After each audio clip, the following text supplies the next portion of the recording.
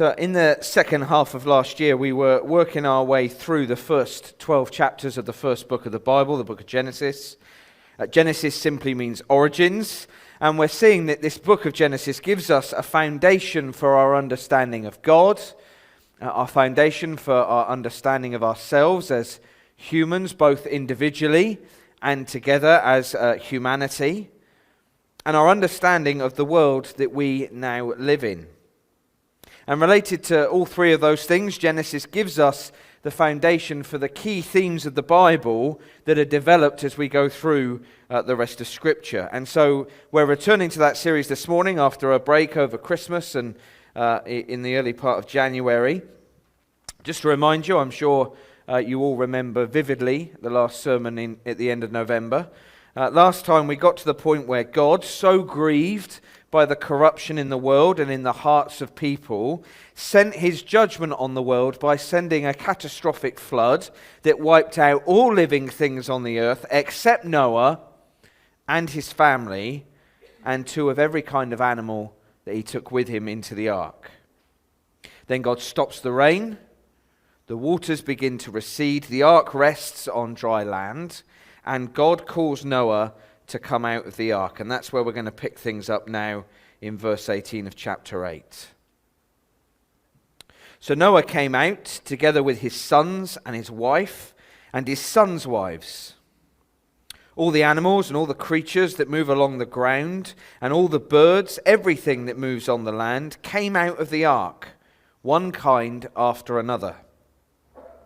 Then Noah built an altar to the Lord, and taking some of the clean animals and clean birds, he sacrificed burnt offerings on it. The Lord smelled the pleasing aroma, and said in his heart, "Never again will I curse the ground because of humans, even though every inclination of the human heart is evil from childhood. And never again will I destroy all living creatures as I have done. As long as the earth endures, seed time and harvest, cold and heat, summer and winter, day and night will never cease." Then God blessed Noah and his sons, saying to them, "Be fruitful and increase in number and fill the earth. The fear and dread of you will fall on all the beasts of the earth, and all the birds in the sky, on every creature that moves along the ground, and on all the fish in the sea. They are given into your hands. Everything that lives and moves about will be food for you.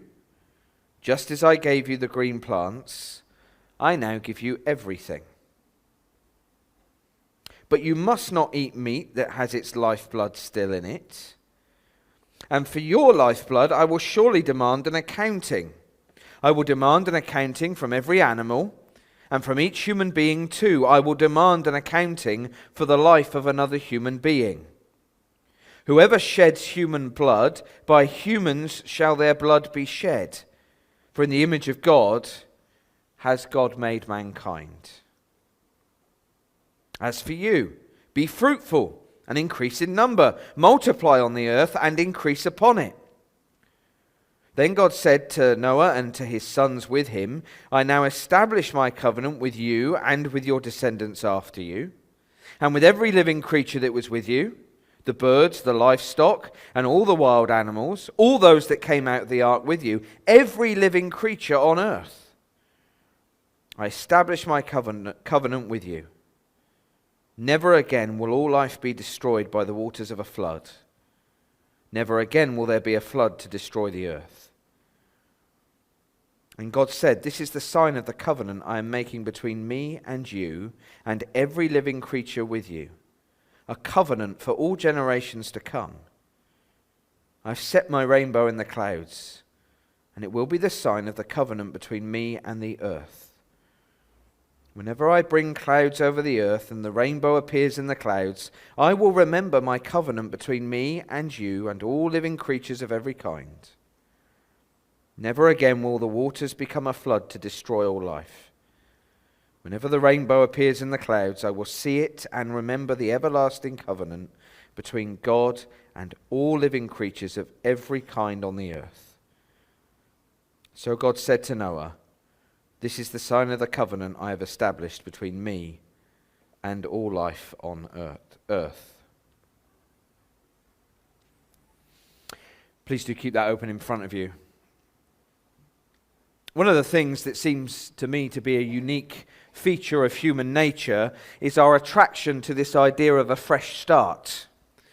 We see it in the resolve some of us carry into a new year, or the reset we hope to get when we start a new job, or the millions that will flock to that next film franchise reboot. How many times has there been a Spider-Man reboot? It's ridiculous. Or the physical and mental renewal we hope that we'll get if we go on a spa break or join that Pilates class. There's something in us that feels that need for a new beginning, a fresh start. And I wonder if that maybe has something to do with a deeper sense in all of us that life, this world, is not quite all it should be. Maybe it's that feeling sometimes we think, I'm made for something more than this. I'm made for something better than this. We desire something better, happier, more fulfilling, cleaner, purer, kinder than this. Well, Genesis 8 and 9, Noah is about to walk into a new beginning. He's being given a fresh start. But it never quite reaches that potential.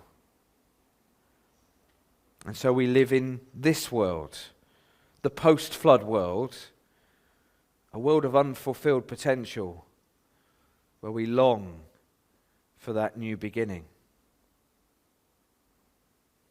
Well, good news, Genesis 8 and 9 shows us that God is committed to that new beginning. His purpose for his creation and for humanity is a new beginning. So remember back, God has sent the flood as a response to the increasing corruption of human sin that was damaging creation and was distorting God's image within us. We read that the world was completely corrupted by sin. Human society and culture is completely corrupted by sin, and that is because we as humans, our hearts are completely corrupted by sin. Genesis 6 verse 5, the Lord saw how great the wickedness of the human race had become on the earth, and that every inclination of the thoughts of the human heart was only evil all of the time. Every, only, always. A penetrating assessment of the human heart. Of my heart. Of your heart. And so God, full of sorrow and grief, anguish and anger, at the damage and devastation of his creation, brings his judgment. Chapter 6 verse 6, the Lord regretted that he had made human beings on the earth, and his heart was deeply troubled. So the Lord said, I will wipe from the face of the earth the human race I've created, and with them the animals, the birds, and the creatures that move along the ground, for I regret that I have made them. But, verse 8, he also offers salvation. To one man in his family, Noah had faith in God. And he trusted in God and he trusted in God's way of being saved. So he builds an ark and he gets into the ark along with two of every kind of animal. And basically God then cleanses the world. He wipes it clean with a flood. But that seed of life, the potential for new creation, recreation, a new beginning, is kept safe in that ark. And now it's time for that new beginning to begin. And look how life begins in this new world. It begins with worship. Chapter 8, verse 20. Then Noah built an altar to the Lord, and taking some of all the clean animals and clean birds, he sacrificed burnt offerings on it. I mean, what would be the first thing that you do when you step into a new world? Some of us have had the opportunity to be on a long-haul flight.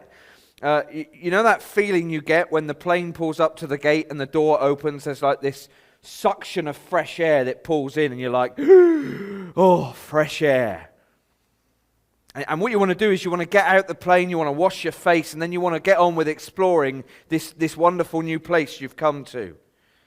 Well, Noah has been stuck on this ark way longer than a long-haul flight. 400 plus days with a lot of animals. Imagine the rush of fresh air when that door gets opened. You'd be out the door, wouldn't you? You'd be like, no more poo and wee smells, wonderful. And you'd be, look, water, quick, splash my face. And you'd be like, wow, look at this wonderful new world. But no, not Noah. Verse 21, he builds an altar and he sacrifices a burnt offering. A burnt offering is basically where the sacrificed animal is placed on the altar, the fire on the altar, until it's completely burnt up. So there's nothing left but ashes. It's a symbol of gratitude and of commitment. I give my whole life to you, Lord. It's the only reaction that is fitting when you are on the receiving end of God's grace. Noah has been saved from God's judgment, and he's brought into a whole new beginning, a new creation. It's like he's been given a new life. And his response is to offer a sacrifice of praise and commit this new life he's been given, his whole being, to the worship of God. It's like he's saying, my whole life, God, is yours, all of it. The thankfulness that must have welled up in Noah's heart as that door was opened, as he steps on firm, dry land, knowing all that he had been saved from. And as Christians, we are required to sacrifice no less than Noah. We've been on the receiving end of an even greater salvation than Noah did. We've just celebrated that. We are being brought to an even greater new beginning than Noah was. We are enjoying an even greater new life than Noah had. And it is given to us all by God's grace. And we are told that in view of God's mercy, Romans 12 verse 1, we are called to offer our bodies as a living sacrifice, holy and pleasing to God. That is your true and proper worship. And so those of us that have enjoyed this communion this morning, those of you that have declared yourself believers in that grace this morning, how's your worship? Is this how you see your life? Is this how others would see your life? Holy, dedicated, given over to God. Your desires, your priorities, your relationships, your time, your money. Have you given your life to God? All of it. The new beginning begins with worship, but the new beginning is secured on grace. Verse 21, the Lord smelled the pleasing aroma and said in his heart, never again will I curse the ground because of humans, even though every inclination of the human heart is evil from childhood. And never again will I destroy all living creatures as I have done. The sacrifice is pleasing to God. He accepts it. And that's not because God really likes the smell of charred meat. It's not like how you feel when you go to a summer barbecue. And it's not because the person who offers the sacrifice is perfect. No, God finds the sacrifice pleasing even though every inclination of the human heart is evil from childhood. God accepts it because he is gracious. He accepts it because the person offering the sacrifice is offering it in faith. And that's grace. A heart that is still corrupt with sin, and hold on to that, we'll come back to it later, but a heart that's still corrupt with sin, by God's grace, can still draw close to Him. Can still do things that God will find pleasing and acceptable. It shows us that in this post-flood world, in the world that we live in, it is possible to draw close to God and to receive God's blessing and His kindness rather than His wrath, and that is possible when an acceptable sacrifice is offered. But that sacrifice is not dead animals. And it's not even your good acts offered in faith. It's not your Romans 12:1 sacrifice that enables you to draw close to God. That stuff we do, the Romans 12 stuff, offered in response to God's grace, not earned.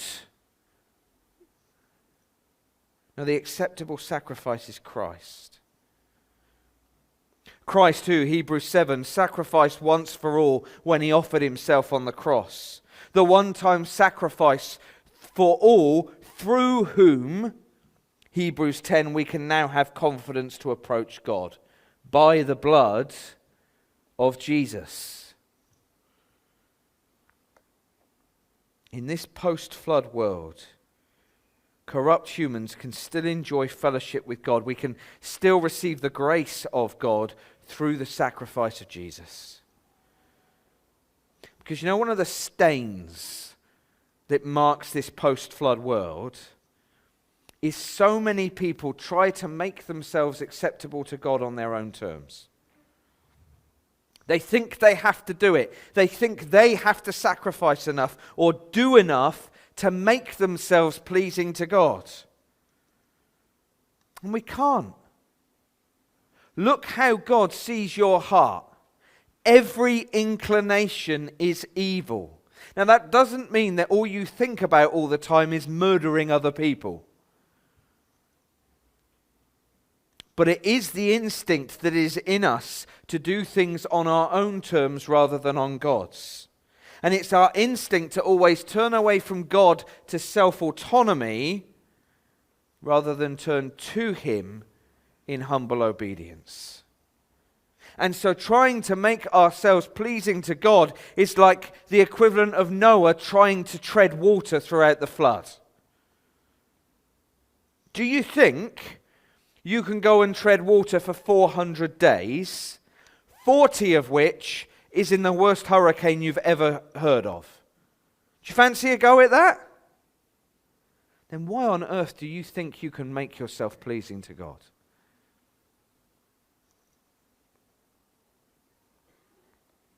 If you want communion with God, if you want to receive His blessing, if you want to escape His wrath, then it can only be through offering yourself through Christ. It can only be on the foundation of His grace. And this new beginning marks the start of a new relationship. This new relationship is called a covenant. That word covenant comes up a lot in these verses. A covenant is a committed relationship between two people, but also an agreement on how that relationship will work. Think marriage and marriage vows. And there is familiarity to this relationship. God gives to Noah the same privilege He gave to Adam and Eve. Chapter 9, verse 1, God blessed Noah and said to them, "Be fruitful and increase in number and fill the earth." Human beings in a post-flood world, in this world, still bear God's image and so still have the same great and glorious task of filling the earth with God's image bearers and have the same opportunity to rule over the world under God, reflecting God's image as we do that. And Noah is presented here as a new Adam. He's the first man to step on a renewed earth. A parade of animals comes by him. He's a righteous man given the task of filling the earth with God's image. And as we are all descendants of Adam, so we are all descendants of Noah. Noah carries the same hope, the same potential for his offspring as Adam did. And then God makes this universal commitment to creation. Chapter 9, verse 9, he makes it to all people, Noah, his family, and their descendants. And chapter 9, verse 10, to all living creatures. And God repeats that commitment to all creation again and again. A commitment to protect, first from his wrath. Verse 8:21, even though people are still sinful, even though we still sin, God withholds his judgment. He says it again, verse 9:11, I will establish my covenant with you. Never again will all life be destroyed by the waters of a flood. Never again will there be a flood to destroy the earth. And as a sign of this commitment, God places a rainbow in the sky. 9:15, I will remember my covenant between me and you and all living creatures of every kind. Never again will the waters become a flood to destroy all life. You know, a rainbow isn't just light, the way that light refracts? Thank you, through water. And the rainbow is certainly not a symbol for the LGBTQI plus community to gather around. It's not even a symbol to show how thankful we are to the NHS. No, the rainbow is there to remind us of God's commitment not to flood the whole earth again. It's a reminder to us of God's grace, of his protection. The rainbow should be a God-given prompt that this world still exists because God is withholding, protecting us from his wrath. Someone sent me a photo of a rainbow that they'd seen this week, and they said, give us something that we can tell our kids when we see one. Tell them, that rainbow there in the sky, that's God showing us he's there. And it's God showing us he's gracious. Look, he's hung up his war weapon. He's hung up his bow. God is not treating us as our sin and our corruption and all the damage that it causes. He's not treating us as we deserve. The rainbow reminds us that God is a God who is incredibly patient, who is loving, and is gracious. Or just sing the song to them, Mr. Noah built an ark. People thought it such a lark. Mr. Noah pleaded so, but into the ark they would not go. Down came the rain in torrents. Only 8 were saved. How does that finish? Whenever you see a rainbow, whenever you see a rainbow, whenever you see a rainbow, remember God is love. Some of you didn't go to enough Sunday school. Remember, God is love. And that rainbow is a prompt to you. It's a prompt to you to seek him, to get right with him before he once and finally releases his judgment against sin. Because remember, the flood shows us that God is committed to dealing with sin, to cleanse his world from the corruption and devastation that our sin causes. And whilst that won't be a flood, and it won't be the destruction of all living things, it will be the renewal of this earth and the eternal judgment of all who have continued in their sin and refuse to accept the grace that God has patiently offered.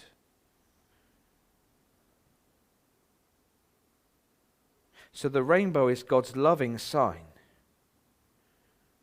Let it lead you to his grace. Let it lead you to Christ. And for those of us that do know the eternal protection from God's wrath through Jesus, you should praise him every time you see a rainbow. You should praise him. That he withheld his judgment long enough that you had the opportunity to get right with him. That is grace. That is patience. That is love. God's commitment to protect us from his wrath, but also God's commitment to protect us from our sin. Did you spot the difference between Genesis 1, where God tells Adam and Eve to go and fill the earth and subdue it? Spot the difference there to what he tells Noah in verses 1 and 2 of chapter 9. So same command, be fruitful, increase in number and fill the earth. But here, verse 2, the fear and dread of you will fall on all the beasts of the earth and all the birds in the sky, on every creature that moves along the ground and all the fish in the sea. See, there is also a new relationship between humanity and the animals. In a world where there is still sin, there is fear instead of harmony. Why does a snake bite? There's been 3 incredibly horrific incidents so far this year of people being killed in dog attacks. And do you find yourself crying out when you hear those tragic stories, something like, why do we live in a world like this? Why do those things happen? Well, because the world is not the garden before sin. It's the world after the flood, where sin is still present, a world where animals have learnt to fear humans instead of existing harmoniously, peacefully alongside us. And so God puts in place protections. Yes, humans, you will rule over the animals. They can even be there for your food. But protection, verse 4, you can't mistreat them. You must have respect for them. Now, I don't know what verse 4 means for those of us that like our steaks medium rare. I'll leave you to work that out. But at least it is ensuring that there is respect. That these animals are not just expendable resources for us. They're creatures that God has given life to. Lifeblood. And so we should respect that. Protection of life for humans as well. Verse 5, animals are accountable to God for human life that they spill. But humans are also accountable to God for the human life that they spill. And surely there are echoes there of Cain and Abel, life outside the garden, life in a post-flood world. Human life is precious. It has to be guarded. There is no greater violence that you can commit against another human being. There is no greater vandalism that you can cause against God's image than to take another human being's life. And we will be held accountable for that. So a commitment to protect, but also a commitment to provide. Chapter 8, verse 22, as long as the earth endures, seed time and harvest, cold and heat, summer and winter, day and night will never cease. Now, despite what you might think of the British weather, one of the things that people who come from other parts of the world love to remark on is, wow, you've got these distinct and noticeable seasons. You've got like all 4 of them, sometimes in one day. Spring, summer, autumn, winter. Seed time and harvest. Summer and winter. A friend of mine blogged this week that the seasons are a sign of God's sovereign power over the rotation of the world and a mark of his faithfulness. As long as the earth continues to exist, as long as this globe continues to spin, God has promised that he will provide for his creation. God's commitment to a post-flood world. And it's a sign of his grace to all humanity, whether they acknowledge God or not. It's sometimes referred to as God's common grace. God makes this promise of ongoing provision. Having just acknowledged that there is continuing sinfulness in every human, but despite that, he says, I'll still provide for you. That's why Jesus says in Matthew 5 that God causes his sun to rise on the evil and the good, and sends rain on the righteous and the unrighteous. So do you see the heart of God? Do you see his heart, this universal, unwavering, gracious commitment to a world, the vast majority of whom don't even acknowledge his existence? And it is this commitment that's supposed to help us see the heart of God. It's the very thing that Paul highlights when he's speaking to the people of Lystra in Acts 14. You know, it's that bit where Paul's healed a lame man and all of a sudden the people go wild. They're like, "Oh, Zeus has visited us. Zeus and Hermes, they've come and they're trying to crown them, and they've got these bulls that they're about to sacrifice to them." And it's a bit like the Return of the Jedi with the Ewoks and C3. No, okay, fine, move on. Anyway, Paul is frantically trying to say to them, "Stop! We're not Zeus and Hermes. And in fact, Zeus and Hermes aren't real. They're not even gods. But there is a God, the God of the Bible. And Paul says he has not left himself without testimony. He has shown kindness by giving you rain from heaven and crops in their seasons. He provides you with plenty of food and fills your hearts with joy." The food you enjoy today should remind you of the goodness of God and his commitment to your care. That's why you say grace. The pleasure you get as you enjoy watching winter turn to spring should remind you of the goodness and commitment and kindness of God. A post-flood world in a continuing covenant with God where he continues to graciously protect and provide for all creation so that we might seek his heart, that we might seek him out, and that we might know him. And you say, "Okay, but what about the glaring question?" Some of you may have been asking this glaring question as we've been going through. It's the problem of 8:21. New beginning, same old problem. That despite the flood, human hearts are still sinful. See, 8:21, where God says every inclination of the human heart is evil from childhood, sounds a lot like Genesis 6 before the flood, right? Where God says that every inclination of the thoughts of the human heart were only evil all the time, and then he sends the flood, and you think, okay, the flood is going to deal with that, right? Except as we've seen, the shadow of sin lingers all over this new relationship, especially with all those warnings about the lifeblood. So the situation is the same despite the flood. So you might be wondering then, well, what's the point? What's the point of all of this? Did God's plan not work? Did God get it wrong? Was he just being mean? I mean, even Noah stands on this new earth as a sort of Adam 1.1.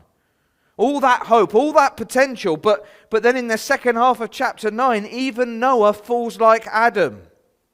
Noah gets drunk on too much wine and he lays passed out in his tent completely naked. Adam took fruit he shouldn't. Noah took more fruit than he should. And don't think that that's just an innocent mistake. Oh, poor Noah, he didn't know what he was doing. He lived in the pre-flood world.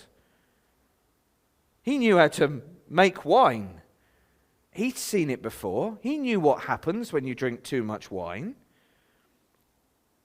And so Noah, like Adam, ends up naked in shame, and both need that shame covered up. So what was the point of all that then?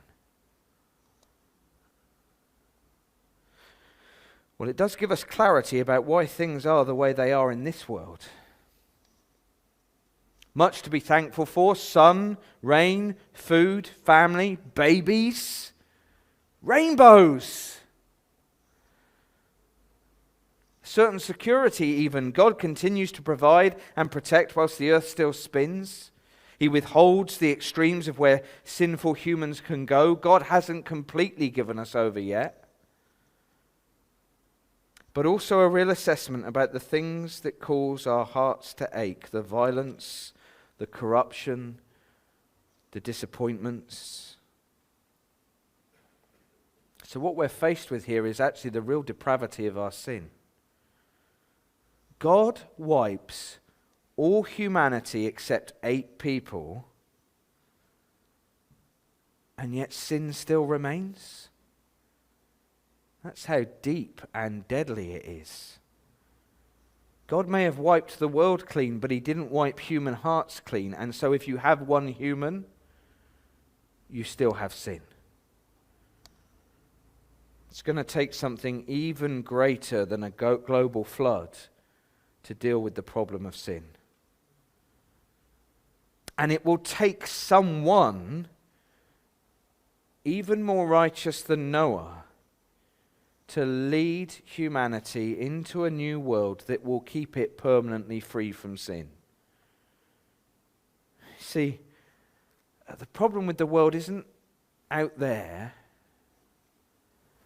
The problem with the world is in here. And so the solution to the world's problems can't be found out there, and it can't be found in us. Not another human like Noah. Not the next political leader or political party. Not the next great campaigner. Not found in greater equality or in greater net zero or in any other of those great progressive hopes. It won't be found in economic solutions or in economic institutions. It won't be found in reform or education. I'm not saying those things won't help, but they won't get rid of the corruption and damage. That's the world's hope. But each new attempt that they make at it has even less impact than the flood. And it won't be found in ourselves. It won't be found in that fresh start or that new beginning. It won't be found in that new job or that new relationship or that new home or that new hobby or that new religion or that new attempt to self-discovery. There might be good reasons for doing any one of those things, but they will not get us to that new world. And the sad thing is that even some of us here, even some Christians, we are hoping for that. We look to those things as our great hope. Which is why we get so disappointed or angry when they don't deliver what we hoped for. And so we long for a fresh start. We long for a new beginning. Maybe we even long for a new heart. Well, good news. What's the point? The point is that it's showing us this is exactly what God is committed to doing. You see, if the flood shows us God's commitment to dealing with sin, then what happens after the flood shows us God's commitment to leading a faithful people into his new creation. Not a kind of disembodied eternity floating around somewhere out there, but this world, completely renewed, perfectly renewed, where there is not just the possibility for it to be without corruption, but where the possibility of corruption has been completely removed.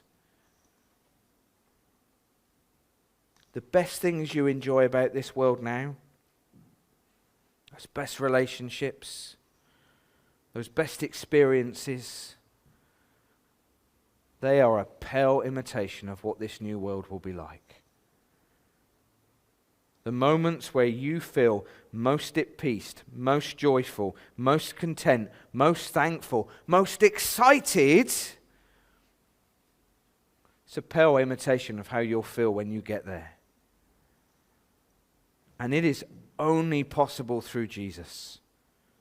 Not Noah, not Adam 1.1 or 1.2 or 1.3, but through Jesus, the second and final Adam. And so we read in Romans 5, just past those verses that dudes read this morning, verse 18.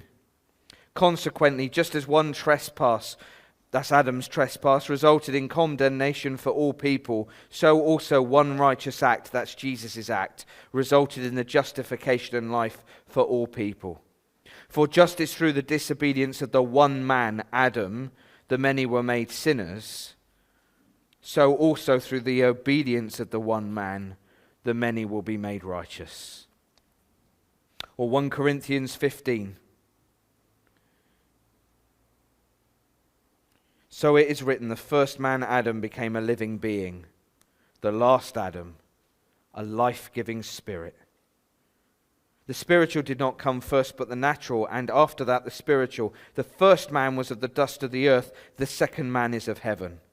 As was the earthly man, so are those who are of the earth. And as is the heavenly man, so also are those who are of heaven. And just as we have borne the image of the earthly man, so shall we bear the image of the heavenly man.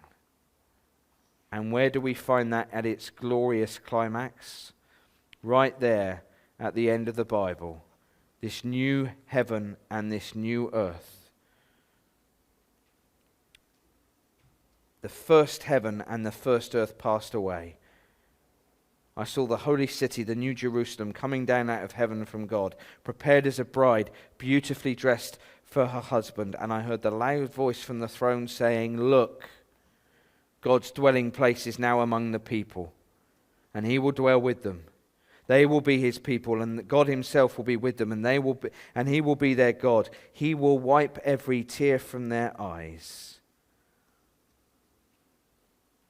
There will be no more death, or mourning, or crying, or pain. For the old order of things is passed away. He who was seated on the throne said, I am making everything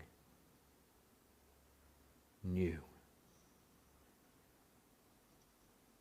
God has committed to bring his faithful people into this new creation. And he has done everything needed to bring us into that new creation through the second and final Adam. Jesus will be the one to recreate this world. Jesus will be the one to lead us into it. And Jesus is going to be the one who's going to live with us in it for all eternity. What a glorious hope the Christian has. Brothers, sisters, do you look forward to this? Do you picture it in your mind? Do you look ahead to that day when it's going to come? Because I tell you what, the biggest trick that Satan plays on us is to get us to look here. To get us to look at now. To get us to only focus on our present, our troubles, our fears, our sadnesses, but also to think only in the present in terms of our security and our hope and our contentment. Friends, don't let him rob you. Don't let him distract you into the present.